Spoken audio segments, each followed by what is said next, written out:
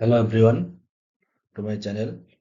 So ଆଜି ଏକ ଗୁରୁତ୍ୱପୂର୍ଣ୍ଣ ବିଷୟ ନେଇ ମୁଁ ଆସିଛି ଯୋଉଟା ହଉଛି କଣ ହିଷ୍ଟୋରିକାଲ ବୁକ୍ସ ଏବଂ ସେମାନଙ୍କର ଲେଖକ ବା ଅଥର୍ସ କିଏ। ଏଇଥିରୁ ଯୋଉମାନେ ଆମର government exam Odisha government exam ହଉ କିମ୍ବା ଆମର ସେଣ୍ଟ୍ରାଲ ଗଭର୍ଣ୍ଣମେଣ୍ଟ ଏକ୍ଜାମ ହଉ ଯୋଉମାନେ ଆପିୟର କରୁଛନ୍ତି ଯାହାହେଲେ ଗୋଟିଏ କିମ୍ବା ଦୁଇଟି କ୍ୱେଶ୍ଚିନ୍ ଏଇଥିରୁ ଆସୁଛି। ତେଣୁକରି ଚାଲନ୍ତୁ ଡେରି ନକରି ଆମେ ହିଷ୍ଟୋରିକାଲ ବୁକ୍ସ ଏବଂ ଅଥର୍ସ ମାନଙ୍କର ନାମ ଡିସ୍କସନ କରିବା। ପ୍ରଥମ କ୍ୱେଶ୍ଚିନ୍ ହଉଛି who is the author of the book Kitab ul Hind. Kitab ul ହିନ୍ଦର ଲେଖକ ବା ରଚୟିତା କିଏ? ଅପସନ ଗୁଡ଼ିକ ଦେଇଛି କଣ? ଆମର ଅପସନ ଗୁଡ଼ିକ ଦେଇଛି ଗୋଟେ ମିନିଟ୍। ଓକେ, ଆମର ଅପସନ ଦେଲା Firdausi Alberuni, okay, Firdausi Alberuni, Abul Fazl Naidu, S Naidu, Sarojini Naidu. So correct answer ହବ ଅଲବେରୁନି। ଓକେ, ଅଲବରୁନି 1022 ଖ୍ରୀଷ୍ଟାବ୍ଦରେ ସେ ମାହମୁଦ ଅଫ ଗଜନୀର ସହିତ ମାନେ ଯୋଉ ତାଙ୍କ ସହିତ ଇଣ୍ଡିଆକୁ ଆସିଥିଲେ। ଗଜନୀ ଯୋଉ ମାହମୁଦ ଆମର ମେହମୁଦ ଅଫ ଗଜନୀ ଯୋଉ ଥିଲେ, ଯିଏ ଭାରତକୁ ଆକ୍ରମଣ କରି ସୋମନାଥ ମନ୍ଦିର ଲୁଣ୍ଠନ କରିଥିଲେ, ତାଙ୍କ ସହିତ ପର୍ସନାଲ ଆଷ୍ଟ୍ରୋଲୋଜର ଭାବେ ଅଲବେରୁନି 1022 ଖ୍ରୀଷ୍ଟାବ୍ଦରେ ଭାରତକୁ ଆସିଥିଲେ। ସେ କିତାବୁଲ ହିନ୍ଦକୁ ଆରବିକ ଲାଙ୍ଗୁଏଜରେ ରଚନା କରିଥିଲେ। ଓକେ, ନେକ୍ସଟ କ୍ୱେଶ୍ଚିନ୍ ଟି ହଉଛି who is the author of the book mind age. Mind age ପୁସ୍ତକର ରଚୟିତା କିଏ? ଅପସନ ଗୁଡ଼ିକ ହେଲେ ରବୀନ୍ଦ୍ରନାଥ ଟାଗୋର, ଆର୍ K Narayanan, Annie Besant, Sarojini Naidu. So correct answer ଟି ହବ R K Narayan. Mind age ହଉଛି ଆର୍ କେ ନାରାୟଣଙ୍କର ଦ୍ୱାରା ରଚିତ ଅଟୋବାୟୋଗ୍ରାଫି। ଏଟା ହଉଛି ଗୋଟେ ଅଟୋବାୟୋଗ୍ରାଫି। ଓକେ, ଆର୍ କେ ନାରାୟଣଙ୍କ ଫୁଲ ନେମ୍ ହଉଛି କଣ ନା ରାଶିପୁରମ କ୍ରିଷ୍ଣାସ୍ୱାମୀ ନାରାୟଣ ସ୍ୱାମୀ। ରାଶିପୁରମ, ଆର୍ କେ ନାରାୟଣଙ୍କ ଫୁଲ ନେମ୍ ଟି ହଉଛି ରାଶିପୁରମ କ୍ରିଷ୍ଣାସ୍ୱାମୀ ନାରାୟଣ ସ୍ୱାମୀ। ଆର୍ କେ ନାରାୟଣ ସ୍ୱାମୀ। ଓକେ, ସେ ଜନ୍ମଗ୍ରହଣ କରିଥିଲେ 10 ଅକ୍ଟୋବର 1906 ମସିହାରେ। ଆର୍ କେ ନାରାୟଣ ଜନ୍ମଗ୍ରହଣ କରିଥିଲେ କେଉଁଠାରେ ନା ଚେନ୍ନାଇ ଠାରେ। ତାଙ୍କର ମୃତ୍ୟୁ ହୋଇଥିଲା 13 ମେ 2001ରେ। ସୋ କାହିଁକି ମୁଁ ଆମର ଅଥର ମାନଙ୍କ ବିଷୟରେ ଡିସ୍କସନ କରୁଛି? ବେଳେ ବେଳେ ପଡିଯାଏ ଆର୍ କେ ନାରାୟଣ କେଉଁ ପୁରସ୍କାର ପାଇଥିଲେ। ଯେପରି ଆମର ଆର୍ କେ ନାରାୟଣ ପାଇଥିଲେ ପଦ୍ମ ବିଭୂଷଣ ମଧ୍ୟ ସେ ପାଇଥିଲେ, ପଦ୍ମ ବିଭୂଷଣ ପାଇଥିଲେ, ସାହିତ୍ୟ ଏକାଡେମୀ ପୁରସ୍କାର ପାଇଥିଲେ, ପଦ୍ମ ବିଭୂଷଣ ପାଇଥିଲେ, ତା ସହିତ ସାହିତ୍ୟ ଏକାଡେମୀ ଫେଲୋସିପ ସେ ପାଇଥିଲେ, ସାହିତ୍ୟ ଏକାଡେମୀ ଫିଲୋସଫି ମଧ୍ୟ ସେ ପାଇଥିଲେ। ତେବେ ଆମେ ଏବେ ଡିସ୍କସନ କରିବା ଆର୍ କେ ନାରାୟଣଙ୍କର ଅଲଗା ଅଲଗା ଯୋଉ ଗୁରୁତ୍ୱପୂର୍ଣ୍ଣ ବହି ଗୁଡ଼ିକ ଅଛି, ଯୋଉଗୁଡିକ ଇମ୍ପୋର୍ଟାଣ୍ଟ ବହି ଗୁଡ଼ିକର ନାଁ ଆମର ପରୀକ୍ଷାରେ ଆସିପାରେ। ସେ ବହିର ଲେଖକ କିଏ? ଯେପରିକି ରହିଲା ଆମର ଦ ଗାଇଡ। ଏଇ ଦ ଗାଇଡ ପୁସ୍ତକ ବା ଉପନ୍ୟାସକୁ ନେଇକି ବହୁତ ଗୁଡେ ଫିଲ୍ମ ତିଆରି ହୋଇଛି। ତା ସହିତ ମାଲଗୁଡି ଡେଜ୍ 90s ରେ ମାଲଗୁଡି ଡେଜ୍ ନାମକ ଏକ ହିନ୍ଦୀ ସିରିଏଲ ଆସୁଥିଲା ଆମର DD1 ଚ୍ୟାନେଲରେ। ତା ସହିତ ଆମର ଅଛି reluctant guru, the guide, Malgudi days, reluctant guru, gods, demons and others. ଇଏ ସବୁ ଯୋଉ ତାଙ୍କର ଅନ୍ୟ ରଚନା। Swami and friends, the dark room, talkative man eater of Malgudi. ଏଇ ସବୁ ହଉଛି ଆର୍ କେ ନାରାୟଣଙ୍କର ଅନ୍ୟ ରଚନା। ତେଣୁକରି ମାଇଣ୍ଡ ଏଜ ର ରଚୟିତା ହେଉଛନ୍ତି କିଏ? ଆର୍ କେ ନାରାୟଣ। ନେକ୍ସଟ କ୍ୱେଶ୍ଚିନ୍ ଟି ହଉଛି who is the author of କାବ୍ୟଦର୍ଶ। ଯୋଉ ବହି ଅଛି କାବ୍ୟଦର୍ଶ, ତାର ଅଥର କିଏ?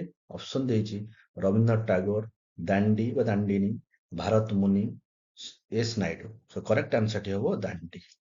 ଦାଣ୍ଡି ଆମର ରଚନା କରିଥିଲେ କାବ୍ୟ ଦର୍ଶ ପୁସ୍ତକଟିକୁ। ଏହା ସଂସ୍କୃତ ଲାଙ୍ଗୁଏଜରେ ରଚନା କରାଯାଇଛି। ସାଂସ୍କ୍ରିଟ ଲାଙ୍ଗୁଏଜରେ ଏହାର ରଚନା କରାଯାଇଛି। ଓକେ, ତାଙ୍କର ଅନ୍ୟ ରଚନା ଗୁଡିକ ହଉଛି, ଦାଣ୍ଡିଙ୍କର ଅନ୍ୟ ରଚନା ଗୁଡିକ ହଉଛି କଣ ନା ଦଶ କୁମାର ଚରିତ୍ର। ଏଟା ମନେ ରଖିଦେବେ, ଦଶ କୁମାର ଚରିତ୍ର। ଏବଂ ଅବନ୍ତ ସୁନ୍ଦରୀ। ଅବନ୍ତ ସୁନ୍ଦରୀ। ଇଏ ଅନ୍ୟ ଦୁଇଟି ବହି ରଚନା କରିଥିଲେ, ଦଶ କୁମାର ଚରିତ୍ର, ଅବନ୍ତ ସୁନ୍ଦରୀ। ସେ କୋର୍ଟ ପୋଏଟ ଥିଲେ, ବା ଯୋଉ ରାଜଦରବାରରେ ଜଣେ କବି ଭାବେ। କେଉଁ ରାଜଦରବାରରେ ଥିଲେ ନା ପଲ୍ଲବ କିଙ୍ଗଡମ ର ରାଜଦରବାରରେ ଥିଲେ। ଯୋଉ କାଞ୍ଚିରେ ଥିବା ପଲ୍ଲବ କିଙ୍ଗଡମ, ସେଠାରେ ସେ ଜଣେ କବି ଭାବରେ ନିଯୁକ୍ତି ପାଇଥିଲେ ବା କାର୍ଯ୍ୟ କରୁଥିଲେ। ତେଣୁକରି କାବ୍ୟ ଦର୍ଶର ରଚୟିତା ହେଉଛନ୍ତି ଦାଣ୍ଡି। ଓକେ। ପରବର୍ତ୍ତୀ କୋଶ୍ଚିନ୍ଟି ହଉଛି, who is the author of the book Devdas? ଦେବଦାସର ରଚୟିତା କିଏ? ଦେବଦାସର ରଚୟିତା ହେଉଛନ୍ତି ଶରତ ଚନ୍ଦ୍ର ଚଟ୍ଟୋପାଧ୍ୟାୟ। ଏ ହେଉଛନ୍ତି ଶରତ ଚନ୍ଦ୍ର ଚଟ୍ଟୋପାଧ୍ୟାୟ। ଓକେ। ଏଇ ଦେବଦାସକୁ ନେଇ ବହୁତ ଗୁଡିଏ ଫିଲ୍ମ ବିଭିନ୍ନ ପ୍ରକାର ଭାଷାରେ କରାଯାଇଛି। ଓକେ। ଏହା ବେଙ୍ଗଲୀ ଲାଙ୍ଗୁଏଜରେ ଲେଖାଯାଇଥିବା ଏକ ଉପନ୍ୟାସ ଅଟେ। ବେଙ୍ଗଲୀ ଲାଙ୍ଗୁଏଜରେ ଏହା ଲେଖାଯାଇଛି ଏକ ଉପନ୍ୟାସ ଏହା ଅଟେ। ଏହା ଏଇ ଯୋଉ ଉପନ୍ୟାସଟିକୁ ନେଇ 20 ଥର, ଅଦ୍ୟାବଧି 20 ଥର ଆମର 20 ଟାଇମ୍ସ ଏହା ଉପରେ କୌଣସି ସିରିଏଲ ହଉ କିମ୍ବା ଫିଲ୍ମ ହଉ ତିଆରି କରାଯାଇଛି। ଓକେ। ତେଣୁକରି ଶରତ ଚନ୍ଦ୍ର ଚଟ୍ଟୋପାଧ୍ୟାୟ ଜନ୍ମଗ୍ରହଣ କରିଥିଲେ ବେଙ୍ଗଲରେ 15 ସେପ୍ଟେମ୍ବର 1876 ମସିହାରେ। ସେ ମୃତ୍ୟୁବରଣ କରିଥିଲେ 16 ଜାନୁଆରୀ 1938 ମସିହାରେ। ତାଙ୍କର ଦେବଦାସ ଛଡା ତାଙ୍କର ଅନ୍ୟ ଗୁରୁତ୍ୱପୂର୍ଣ୍ଣ କୃତି ଗୁଡିକ ହଉଛି କଣ ନା ଶ୍ରୀକାନ୍ତ, ଶ୍ରୀକାନ୍ତ,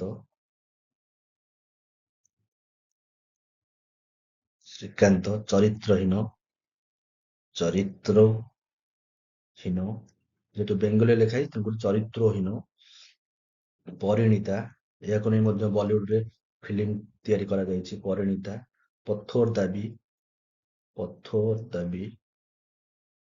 ଓକେ। ତେଣୁକରି ଦେବଦାସର ରଚୟିତା ହେଉଛନ୍ତି ଶରତ ଚନ୍ଦ୍ର ଚଟ୍ଟୋପାଧ୍ୟାୟ। ପରବର୍ତ୍ତୀ କୋଶ୍ଚିନ୍ଟି ହେଉଛି, who is the author of the book Nagananda? Nagananda ପୁସ୍ତକର ରଚୟିତା କିଏ? ନାଗାନନ୍ଦ ପୁସ୍ତକର ରଚୟିତା ହେଉଛନ୍ତି ରାଜା ହର୍ଷବର୍ଦ୍ଧନ। ଏ କନ୍ନୌଜର ରାଜା ଥିଲେ ହର୍ଷବର୍ଦ୍ଧନ। କେବେଠୁ ନା 606 ମସିହାରୁ ଟିଲ୍ ହିଜ ଡେଥ୍ 647 AD ଯାଏଁ ସେ କନ୍ନୌଜର ରାଜା ଥିଲେ। ସେହି ସମୟରେ ସେ ରଚନା କରିଥିଲେ ନାଗାନନ୍ଦ ଆମର ପୁସ୍ତକଟି। ତାଙ୍କର ପିତାଙ୍କ ନାମ ହଉଛି ପ୍ରଭାକର ବର୍ଦ୍ଧନ। ପ୍ରଭାକର ବର୍ଦ୍ଧନ। ଏ ହିଷ୍ଟ୍ରି କୋଶ୍ଚିନରେ ମଧ୍ୟ ଆସିଯାଇପାରେ। ତାଙ୍କର ଭାଇଙ୍କର ନାମ ହଉଛି ରାଜ୍ୟବର୍ଦ୍ଧନ। ରାଜ୍ୟବର୍ଦ୍ଧନ। ଓକେ। ତାଙ୍କର ଅନ୍ୟ ରଚନାବଳୀ ଗୁଡିକ ହଉଛି କଣ କଣ ନା ରତ୍ନାବଳୀ, ରତ୍ନାବଳୀ ଏବଂ ରତ୍ନାବଳୀ ପୁସ୍ତକ ଏବଂ ପ୍ରିୟଦର୍ଶିକା ମଧ୍ୟ, ପ୍ରିୟଦର୍ଶିକା, ପ୍ରିୟଦର୍ଶିକା ମଧ୍ୟ ଆମର ହର୍ଷବର୍ଦ୍ଧନ ରଚନା କରିଥିଲେ। ପରବର୍ତ୍ତୀ କୋଶ୍ଚିନ୍ଟି ହଉଛି ଫତୁଆ ଇ ଜାହାନ୍ଦାରୀ। ଫତୁଆ ଇ ଜାହାନ୍ଦାରୀର ରଚୟିତା କିଏ? ଅପସନ ଦେଇଛି ଅବୁଲ ଫାଜଲ, ଜିଆଉଦ୍ଦିନ ବରାନୀ, ବୀରବଲ और আকবর। କରେକ୍ଟ ଆନ୍ସରଟି ହବ ଜିଆଉଦ୍ଦିନ ବରାନୀ। ଜିଆଉଦ୍ଦିନ ବରାନୀ ସେ 1285 ଖ୍ରୀଷ୍ଟାବ୍ଦରେ ଜନ୍ମଗ୍ରହଣ କରିଥିଲେ। ସେ ଦିଲ୍ଲୀ ଆମର ଦିଲ୍ଲୀର ଯୋଉ ସୁଲତାନେଟ ଥିଲେ, ଯୋଉ ସୁଲତାନ ଥିଲେ ମହମ୍ମଦ ବିନ ତୁଗଲକ ଏବଂ ଫିରୋଜ ଶାହ ରେନଡେ ତାଙ୍କର କୋର୍ଟ ପୋଏଟ ଥିଲେ। ସେ 1285 ଖ୍ରୀଷ୍ଟାବ୍ଦରେ ଜନ୍ମଗ୍ରହଣ କରି 1357 ଖ୍ରୀଷ୍ଟାବ୍ଦରେ ମୃତ୍ୟୁବରଣ କରିଥିଲେ। ସେ ହଉଛନ୍ତି କାହାର ସମସାମୟିକ ନା ମହମ୍ମଦ ବିନ ତୁଗଲକ ଏବଂ ଫିରୋଜ ଶାହଙ୍କର ସମସାମୟିକ ଅଟନ୍ତି। ତାଙ୍କର ଅନ୍ୟ ରଚନାବଳୀ ଗୁଡିକ ହଉଛି ତାରିଖ, ତାରିଖ ଇ ଫିରୋଜ ଶାହୀ, ଫିରୋଜ ଶାହୀ, ହସରତନାମା, ହସରତନାମା ଏବଂ ତାରିଖ, ଏଟା ମନେ ରଖିବେ, ତାରିଖ ଇ ବାରମାର୍କି, ବାରମାର୍କି। ये फतवा ଇ ଜାହେନ୍ଦାରୀ ସହ ଜିଆଉଦ୍ଦିନ ବରାନୀ ତାରିଖ ଫିରୋଜ ଶାହୀ, ହସରତନାମା, ତାରିଖ ବାର୍ମାକି ମଧ୍ୟ ରଚନା କରିଥିଲେ। ସେ ଜନ୍ମଗ୍ରହଣ କରିଥିଲେ 1285 ଖ୍ରୀଷ୍ଟାବ୍ଦରେ। ତାଙ୍କର ମୃତ୍ୟୁ ହୋଇଥିଲା 1357 ଖ୍ରୀଷ୍ଟାବ୍ଦରେ। ସେ ମହମ୍ମଦ ବିନ ତୁଗଲକ ଏବଂ ଫିରୋଜ ଶାହୀଙ୍କ ଯୋଉ ସମସାମୟିକ ଅଟନ୍ତି। ଓକେ। ପରବର୍ତ୍ତୀ କୋଶ୍ଚିନ୍ଟି ହଉଛି, who is the author of the book eternal India? Eternal ଇଣ୍ଡିଆର ରଚୟିତା କିଏ? ଇଟର୍ନାଲ ଇଣ୍ଡିଆର ରଚୟିତାର ଅପସନ ଗୁଡ଼ିକ ଦେଇଛି କ'ଣ? ମହାଦେବୀ ବର୍ମା, ଇନ୍ଦିରା ଗାନ୍ଧୀ, ସରୋଜିନୀ ନାଇଡୁ, ବିଜୟଲକ୍ଷ୍ମୀ ପଣ୍ଡିତ। କରେକ୍ଟ ଆନ୍ସରଟି ହେବ ଇନ୍ଦିରା ଗାନ୍ଧୀ, ଯିଏକି ଆମ ଭାରତର ପୂର୍ବତନ ପ୍ରଧାନମନ୍ତ୍ରୀ ଥିଲେ। ତା ସହିତ ସେ ମଧ୍ୟ ଭାରତର ପ୍ରଥମ ମହିଳା ପ୍ରଧାନମନ୍ତ୍ରୀ ଅଟନ୍ତି। ଓକେ। ପରବର୍ତ୍ତୀ କ୍ୱେଶ୍ଚିନ୍ଟି ହେଉଛି ମିତାକ୍ଷରର ରଚୟିତା କିଏ? ଅପସନ ଗୁଡ଼ିକ ହେଲା କାଳିଦାସ, ବିଜ୍ଞାନେଶ୍ୱର, କାହ୍ନାନ, ବାଲ୍ମୀକି। ସୋ କରେକ୍ଟ ଆନ୍ସରଟି ହେବ ବିଜ୍ଞାନେଶ୍ୱର। ବିଜ୍ଞାନେଶ୍ୱର ହଉଛନ୍ତି ଆମର ମିତାକ୍ଷରର ରଚୟିତା। ସେ କଲ୍ୟାଣୀ କିଙ୍ଗଡମ ଯୋଉ ଚାଲୁକ୍ୟ କୋର୍ଟରେ ସେ କାର୍ଯ୍ୟ କରୁଥିଲେ। ସେ 11th ସେଞ୍ଚୁରୀର ପୋଏଟ ବୋଲି ଜଣାଯାଏ। ଐତିହାସିକମାନେ ମତ ଦିଅନ୍ତି ସେ 11th ସେଞ୍ଚୁରୀରେ କଲ୍ୟାଣୀର ଯୋଉ ଚାଲୁକ୍ୟ କୋର୍ଟ ସେଇଠାରେ ବିକ୍ରମାଦିତ୍ୟ ଷଷ୍ଠଙ୍କ ସମୟରେ ସେ ବିକ୍ରମାଦିତ୍ୟ ଷଷ୍ଠଙ୍କର ସମସାମୟିକ ସେ ଅଟନ୍ତି। ସେ ରଚନା କରିଛନ୍ତି ଆମର ମିତାକ୍ଷର ପୁସ୍ତକଟିକୁ ସେ ରଚନା କରିଛନ୍ତି କିଏ? ନା ବିଜ୍ଞାନେଶ୍ୱର। ପରବର୍ତ୍ତୀ କ୍ୱେଶ୍ଚିନ୍ଟି ହେଉଛି who is the author of the book Indian philosophy? Indian philosophy ପୁସ୍ତକର ରଚୟିତା କିଏ? ଅପସନ ଗୁଡ଼ିକ ହେଉଛି ଅଟଳ ବିହାରୀ ବାଜପେୟୀ, ସର୍ବପଲ୍ଲୀ ରାଧାକ୍ରିଷ୍ଣନ, ନେହେରୁ, ମହାତ୍ମା ଗାନ୍ଧୀ। କରେକ୍ଟ ଆନ୍ସରଟି ହେବ ସର୍ବପଲ୍ଲୀ ରାଧାକ୍ରିଷ୍ଣନ ଇଣ୍ଡିଆନ୍ ଫିଲୋସଫି ପୁସ୍ତକର ରଚନା କରିଥିଲେ। ସେ ଭାରତର ସେକେଣ୍ଡ ପ୍ରେସିଡେଣ୍ଟ ଥିଲେ। Second president of India. ପ୍ରଥମ ପ୍ରେସିଡେଣ୍ଟ ହେଉଛନ୍ତି ରାଜେନ୍ଦ୍ର ପ୍ରସାଦ, ଡକ୍ଟର ରାଜେନ୍ଦ୍ର ପ୍ରସାଦ। ତାପରେ doctor Sarvepalli Radhakrishnan second president of India.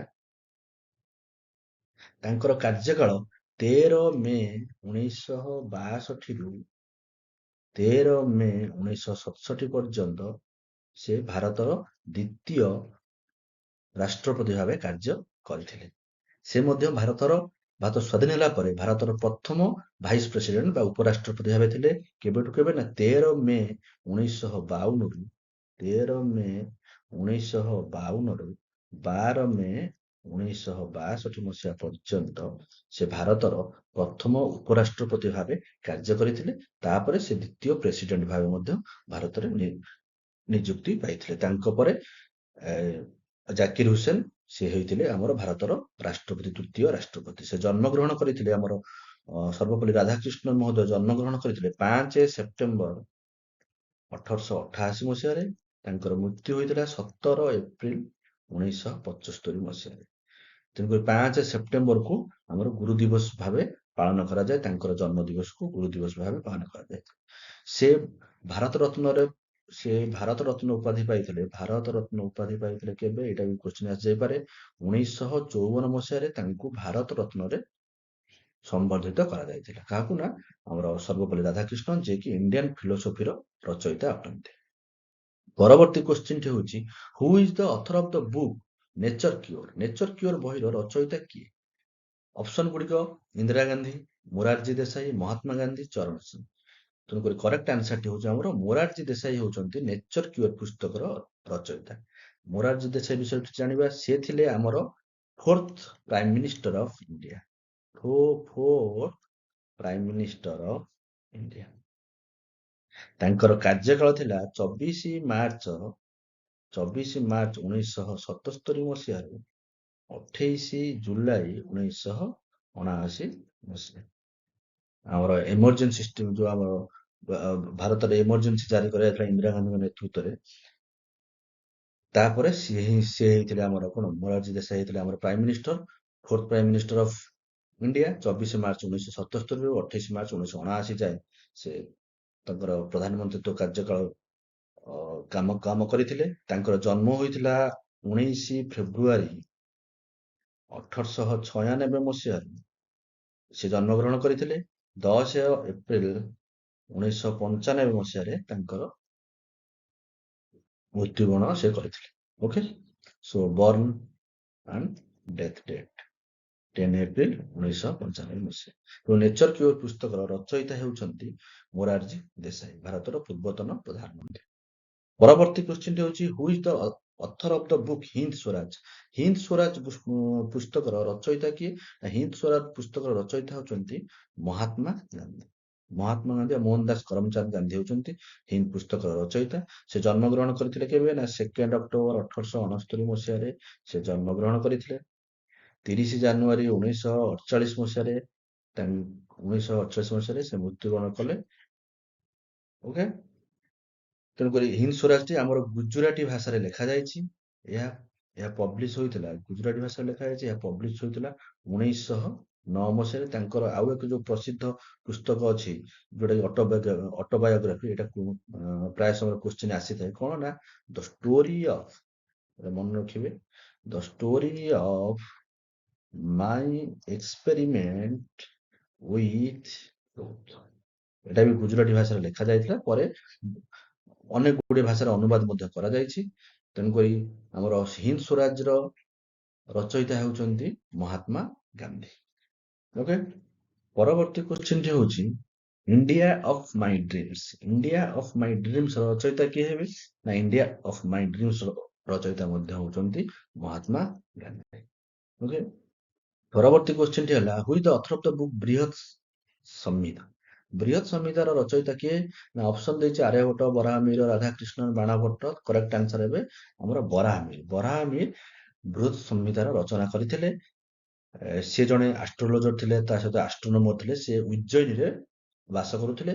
ତାଙ୍କର କାର୍ଯ୍ୟକାଳ ଥିଲା ତାଙ୍କର ଜୀବନ ଅତିବାହିତ ଥିଲା 505 ମସିହାରୁ 587 ଖ୍ରୀଷ୍ଟାବ୍ଦ ପର୍ଯ୍ୟନ୍ତ ସେ ଥିଲେ ବୋଲି, ସେ ଭାରତରେ ଅବସ୍ଥାନ କରୁଥିଲେ ବୋଲି ଐତିହାସିକ ମାନେ ମତ ଦେଇଥାନ୍ତି। ତାଙ୍କର ଅନ୍ୟ ରଚନାବଳୀ ଗୁଡ଼ିକ ହେଉଛି କଣ କଣ ନା ଅନ୍ୟ ରଚନାବଳୀ ଗୁଡ଼ିକ ହେଉଛି ପଞ୍ଚ ସିଦ୍ଧାନ୍ତିକା, ପଞ୍ଚ ସିଦ୍ଧାନ୍ତିକା, ବୃହତ୍ ଜାତକ, ବୃହତ୍ ଯାତ୍ରା, ବୃହତ୍ ଯାତ୍ରା, ଯୋଗ ଯାତ୍ରା, ବୃହତ୍ ବିବାହ ପଟ୍ଟଳ, ବୃହତ୍ ବିବାହ ପଟ୍ଟଳ। ବୃହତ୍ ସମ୍ହିତା ସହିତ ଇଏ ଅନ୍ୟ ଏଇ ଯୋଉ 4-5ଟି ପୁସ୍ତକ ମଧ୍ୟ ରଚୟିତା କରୁଥିଲେ। ତେଣୁକରି ବରାହମିହିର ହଉଛନ୍ତି ବୃହତ୍ ସମ୍ହିତାର ରଚୟିତା। ପରବର୍ତ୍ତୀ କ୍ୱେଶ୍ଚିନ୍ ଟି ହଉଛି ଆମର who is the author of the book Charitraheen. ଚରିତ୍ରହୀନର ରଚୟିତା ହେଉଛନ୍ତି, କରେକ୍ଟ ଆନ୍ସର ଟି ହବ ଶରତ ଚନ୍ଦ୍ର ଚଟ୍ଟୋପାଧ୍ୟାୟ, ଏସ୍.ସି. ଚଟ୍ଟୋପାଧ୍ୟାୟ। ତାଙ୍କ ବିଷୟରେ ଆମେ ପୂର୍ବ ସ୍ଲାଇଡରେ ଡିସ୍କସନ କରି ଆସିଛନ୍ତି। ଓକେ, ପରବର୍ତ୍ତୀ କ୍ୱେଶ୍ଚିନ୍ ଟି ହଉଛି ଚନ୍ଦ୍ରକାନ୍ତର ରଚୟିତା କିଏ। ଚନ୍ଦ୍ରକାନ୍ତ 90s ଯୋଉ ସିରିଏଲ ଦେଉଥିଲା, ତାପରେ ଅନେକ ସିରିଏଲ ମଧ୍ୟ ତାକୁ ଅନୁକରଣ କରି କରାଯାଇଛି ଏହି ପୁସ୍ତକଟିକୁ। ସେଇ ଚନ୍ଦ୍ରକାନ୍ତ ପୁସ୍ତକର ରଚୟିତା ହେଉଛନ୍ତି ଦେବକୀ ନନ୍ଦନ ଖତ୍ରୀ। ଓକେ, ଦେବକୀ ନନ୍ଦନ ଖତ୍ରୀ ହଉଛନ୍ତି ଚନ୍ଦ୍ରକାନ୍ତ ପୁସ୍ତକର ରଚୟିତା। ଏହା ସେ 1888 ମସିହାରେ ହିନ୍ଦୀ ଭାଷାରେ ରଚନା କରିଥିଲେ। ଇଟ୍ ୱାଜ ଦ, ମନେ ରଖିବେ, ଚନ୍ଦ୍ରକାନ୍ତ ହଉଛି first modern Hindi novel. Modern Hindi novel ହଉଛି ହିନ୍ଦୀ ନୋବେଲ। ତାପରେ ଆମର ପ୍ରେମଚାନ୍ଦ ଆସିଲେ, ଆଉ ଅନ୍ୟମାନେ ଆସିଛନ୍ତି, କିନ୍ତୁ ଫାଷ୍ଟ ମଡର୍ନ ହିନ୍ଦୀ ନୋବେଲ ରଚୟିତା ହଉଛନ୍ତି କିଏ ନା ଦେବକୀ ନନ୍ଦନ ଖତ୍ରୀ, ଯିଏକି ଚନ୍ଦ୍ରକାନ୍ତ ରଚନା କରିଛନ୍ତି। ସେ ଜନ୍ମଗ୍ରହଣ କରିଥିଲେ 18 ଜୁନ 1861 ମସିହାରେ। ତାଙ୍କର ମୃତ୍ୟୁ ହୋଇଥିଲା 1 ଅଗଷ୍ଟ 1913 ମସିହା। ତାଙ୍କର ଚନ୍ଦ୍ରକାନ୍ତ ସହିତ ସେ ଯୋଉ ଅନ୍ୟ ପୁସ୍ତକ ଗୁଡ଼ିକ ରଚନା କରିଛନ୍ତି, ସେ ପୁସ୍ତକ ଗୁଡ଼ିକର ନାମ ହଉଛି ଭୂତନାଥ। କୋଶ୍ଚିନ୍ ମଧ୍ୟ ଆସିଯାଇପାରେ ଭୂତନାଥର ରଚୟିତା କିଏ, ଅପସନ ଏ ଅପସନ ଦେଇଥିବ। ତେଣୁକରି ଏ ଜିନିଷକୁ ଜାଣିବାର ଅଛି।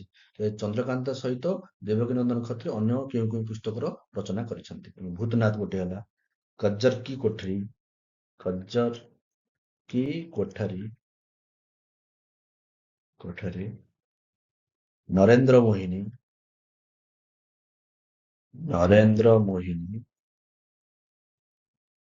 ଚତୁର୍ଥ ପୁସ୍ତକଟି ହେଲା କୁସୁମ କୁମାରୀ। ଓକେ, ଏଇଭଳି ଆଉ ଅନେକ ପୁସ୍ତକ ମଧ୍ୟ ରଚନା ସେ କରିଛନ୍ତି। ତେଣୁକରି ଚନ୍ଦ୍ରକାନ୍ତର ରଚୟିତା ହେଉଛନ୍ତି, କରେକ୍ଟ ଆନ୍ସରଟି ହବ ଦେବକୀ ନନ୍ଦନ ଖତ୍ରୀ। ପରବର୍ତ୍ତୀ କ୍ୱେଶ୍ଚିନ୍ ହଉଛି କିରାଟ ଅର୍ଜୁନିୟମ। କିରାଟ ଅର୍ଜୁନିୟମର ରଚୟିତା କିଏ? କବୀର ଦାସ, ଭରବୀ, ଫିରଦୌସି, କାଳିଦାସ। କରେକ୍ଟ ଆନ୍ସର ହବ ଭରବୀ 6th ସେଞ୍ଚୁରୀ ପୋଏଟ। ଭରବୀ କିଏ ଥିଲେ ନା ସିଏ ଜଣେ ଷଷ୍ଠ ଶତାବ୍ଦୀରେ ଜଣେ ସେ କବି ଭାବରେ ଖ୍ୟାତ ଅଟନ୍ତି। ସେ ରଚନା କରିଛନ୍ତି କିରାଟ ଅର୍ଜୁନିୟମ। ଏହା ମହାଭାରତରୁ ନିଆଯାଇଛି। ମହାଭାରତର ଟପିକ ଉପରକୁ ନେଇକି ସେ ଏହି କିରାଟ ଅର୍ଜୁନିୟମ ତିଆରି କରିଛନ୍ତି ବା ରଚନା କରିଥିଲେ ଭରବୀ। ପରବର୍ତ୍ତୀ କ୍ୱେଶ୍ଚିନ୍ ଟି ହଉଛି ଚଚନାମା। ଓକେ, ଚଚନାମା ପୁସ୍ତକର ରଚୟିତା କିଏ? ଚଚନାମା ପୁସ୍ତକର ରଚୟିତା ହେଉଛନ୍ତି ଅଲ୍ଲୀ କୁପି। ଏହି ଚଚନାମାଟି ସିନ୍ଧୀ ଏବଂ ପର୍ସିଆନ ଲାଙ୍ଗୁଏଜରେ ରଚନା କରାଯାଇଛି। ଓକେ, ଏହା ଆମର ଯୋଉ ମହମ୍ମଦ ବିନ୍ କାସିମ ଯେ କି ପ୍ରଥମ ମୁସଲମାନ ଶାସକ ଯେ କି ଭାରତକୁ ପ୍ରଥମେ ଆକ୍ରମଣ କରିଥିଲେ, ସେଇ ସମୟରେ ଏଇ ଯୋଉ ଆମର ପୁସ୍ତକଟି ଏଇଟିନ୍ଥ ସେଞ୍ଚୁରୀରେ ରଚନା କରାଯାଇଥିଲା। ସେଇ ସମୟରେ ହିଁ ରଚନା କରାଯାଇଥିଲା। ରଚନା ପୁସ୍ତକଟି ଅଲି ଖୁପିଙ୍କ ଦ୍ଵାରା ରଚନା କରାଯାଇଛି। ଓକେ, ପରବର୍ତ୍ତୀ କ୍ୱେଶ୍ଚିନ୍‌ଟି ହଉଛି ମୁଦ୍ରା ରାକ୍ଷସ। ମୁଦ୍ରା ରାକ୍ଷସର ରଚୟିତା କିଏ? ମୁଦ୍ରା ରାକ୍ଷସ ପୁସ୍ତକଟିକୁ ରଚନା କରିଛନ୍ତି ପୋଏଟ୍ ବିଶାଖା ଦତ୍ତ। ବିଶାଖା ଦତ୍ତ ଯିଏ ମୁଦ୍ରା ରାକ୍ଷସ ପୋଏଟ୍ ରଚନା କରିଛନ୍ତି। ଏହା ସଂସ୍କୃତ ଭାଷାରେ ରଚନା କରାଯାଇଛି। ମନେ ରଖିବ କେଉଁ ଲାଙ୍ଗୁଏଜରେ ରଚନା କ୍ୱେଶ୍ଚିନ୍ ପଡିବ। Mudra Rakshasa is written in which languages? Sanskrit, Persian, Hindi, English. Correct ଆନ୍ସରଟି ହବ ଆମର ସାଂସ୍କ୍ରିଟ। ତାର ରଚନାକର୍ତ୍ତା ହେଉଛନ୍ତି କିଏ? ରଚୟିତା ହେଉଛନ୍ତି କିଏ? ନା ବିଶାଖା ଦତ୍ତ। ସେ ବି ଏଇ ଯୋଉ ପୁସ୍ତକଟି ମୁଦ୍ରା ରାକ୍ଷସ ପୁସ୍ତକଟି ଚନ୍ଦ୍ରଗୁପ୍ତ ମୌର୍ୟ ଏବଂ ଚାଣକ୍ୟଙ୍କ ବିଷୟରେ ବର୍ଣ୍ଣନା କରାଯାଇଛି। ଚନ୍ଦ୍ରଗୁପ୍ତ ମୌର୍ୟଙ୍କ ଶାସନ କାଳ ବିଷୟରେ ବର୍ଣ୍ଣନା କରାଯାଇଛି ମୁଦ୍ରା ରାକ୍ଷସରେ। ଓକେ, ତାଙ୍କର ଆମର ବିଶାଖା ଦତ୍ତଙ୍କର ଅନ୍ୟ ଯୋଉ ରହିଲା ଆମର ଅନ୍ୟ ଯୋଉ ରଚନା ରହିଲା ସେଇ ରଚନାଟି କଣ ନା ଦେବୀ ଚନ୍ଦ୍ରଗୁପ୍ତମ। ଦେବୀ, ଏଥିରେ ଚନ୍ଦ୍ରଗୁପ୍ତ ଏବଂ ଦେବୀ କ୍ୟାରେକ୍ଟର ବିଷୟରେ ଆଲୋଚନା କରାଯାଇଛି। ଦେବୀ ଚନ୍ଦ୍ରଗୁପ୍ତ ମଧ୍ୟ ତାଙ୍କର ଅନ୍ୟ ଏକ କୃତି। ଓକେ, ପ୍ରବଳ ବିଶ୍ୱାସ କରାଯାଏ ଯେ ସେ 6th ସେଞ୍ଚୁରୀ ସି ବା ଏଡିରେ 6th ସେଞ୍ଚୁରୀ ଏଡିରେ ସେ ବାସ କରୁଥିଲେ। ଓକେ, ସେ 6th ସେଞ୍ଚୁରୀ ଟାଇମରେ ଏଇ ଯୋଉ ମୁଦ୍ରା ରାକ୍ଷସ ପୁସ୍ତକଟି ରଚନା କରାଯାଇଛି। ତ ନେକ୍ସଟ କ୍ୱେଶ୍ଚିନ୍ ବାସ୍ ଏଇ ସ୍ଲାଇଡର ଆଜିର ଯୋଉ ଆମର ହିଷ୍ଟୋରିକାଲ ବୁକ୍ସ ଏବଂ ଅଥର୍ସର ଶେଷ କ୍ୱେଶ୍ଚିନ୍‌ଟି ହଉଛି who is the author of the book India after Nehru? India after ନେହେରୁର ରଚୟିତା, ଏଇ ଯୋଉ ପୁସ୍ତକର ରଚୟିତା କିଏ? ଅପସନ ଗୁଡ଼ିକ ହଉଛି ପ୍ରେମଚାନ୍ଦ, କୁଲଦୀପ ନାୟାର, ରାଜା ରବି ବର୍ମା, କେ ଏମ୍ ମୁନ୍ସି।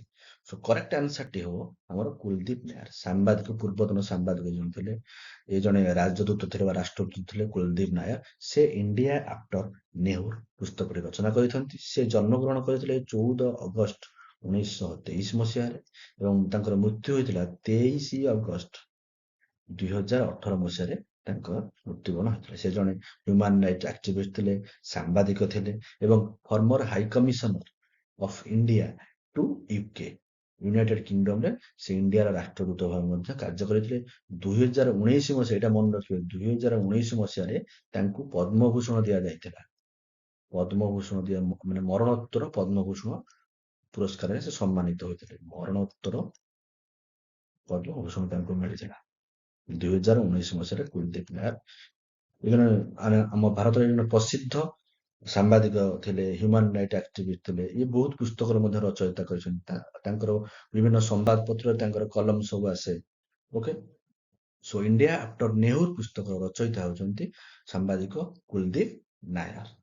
ଓକେ, ସୋ ଆଶା ଆଜିର ଏଇ ସ୍ଲାଇଡଟି ଆପଣମାନଙ୍କୁ ଭଲ ଲାଗିଥିବ। ଏଇ ଯୋଉ ଆମର ହିଷ୍ଟୋରିକାଲ ବୁକ୍ସ ଅର୍ଥାତ୍ ଯାହା ହେଲେ ବି ଗୋଟିଏ କିମ୍ବା ଦୁଇଟି କ୍ୱେଶ୍ଚିନ୍ ପ୍ରତି ପରୀକ୍ଷାରେ ଆସୁଛି, ତେଣୁ ଏହାକୁ ଧ୍ୟାନ କରି ଦେଖିବେ। ସୋ ଯଦି ଆପଣମାନଙ୍କୁ ଏଇ ସ୍ଲାଇଡଟି ଭଲ ଲାଗିଥିବ, ଦୟାକରି ଚ୍ୟାନେଲଟିକୁ ସବସ୍କ୍ରାଇବ କରନ୍ତୁ, ତା ସହିତ ସାଙ୍ଗମାନଙ୍କ ସହିତ ସେୟାର କରନ୍ତୁ। ଧନ୍ୟବାଦ।